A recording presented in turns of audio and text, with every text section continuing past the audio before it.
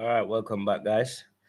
A quick run through, somewhat of a preview of the United States match and what we can expect from the US men's team. Um, let's take a quick run through of what they did in the group stage. They beat Haiti in the first match 1-0, Martinique in the second match 6-1, which really pushed up the goal difference, and the US they beat Canada 1-0 in their final match to top the group with all 9 points. All right, so they scored 8 goals and conceded one. The average, see if I can find it here. So for score rating for the team is 7.05. All right, so they played 3 matches, like we said, scored 8 goals, conceded one, and they created 6 assists as a team.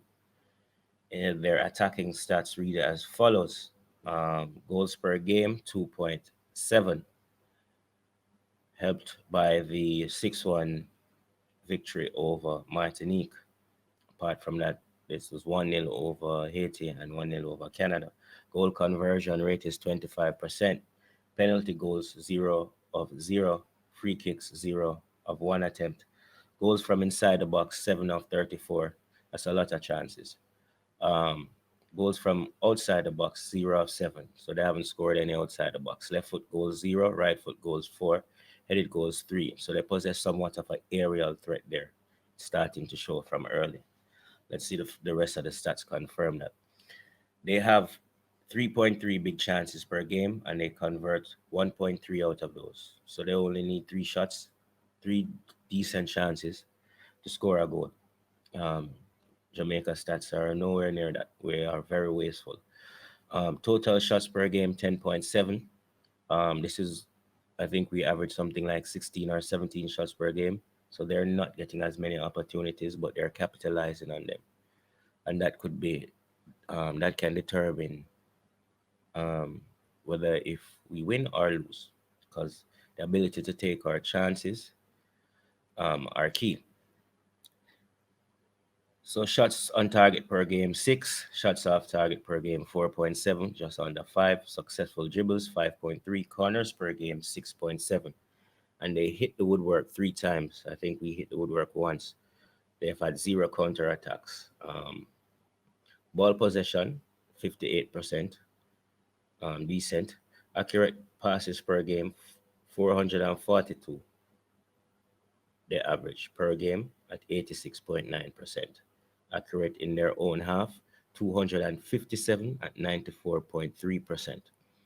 Accurate in the opposition half 193 at 74.6%. So the pass in the opposition half isn't as sharp, which is always harder. The pass in opposition half is always a lower average, but you'd expect it to be better than 74.6 compared to the 94.3 in their own half. Accurate long balls 21.3 at 58.2%, and accurate crosses 8.3 at 36.2%. Um, Clean sheets. Now this is defending. They've had 2 clean sheets. Goals conceded per game 0.3. Tackles per game 14.0. Interceptions per game 8. Clearances per game 10. Saves per game 3.3. Errors leading to shots 0. Um, Errors leading to goals 0. Penalties committed 1. Penalty goals conceded 0. Clearances off the line 0. Last one tackle 0. 3 matches, the defending stats aren't outstanding. They aren't terrible, but it shows a team that probably hasn't really been tested defensively. If I'm reading these, if we can read anything out of those defensive stats. Other stats now, miscellaneous, as I usually call them. Duels won per game, 45 at 51.3%. Ground duels won, 31 at 47.9%. Aerial duels won, 14 at 60.9%. Um, Decent in the air. Possession loss per game 113.3, comparable to Jamaica's. Offsides per game 2.0. Fouls per game 13.7. Yellow cards per game 0.7, just under 1. And 0 red cards. Um, in conclusion, a decent but not an outstanding team. Um, some people refer it to this squad as a C squad, but I think they're a capable unit. We've seen that they topped their group, maybe not with ease, but they managed to do that, something that Jamaica wasn't able to do.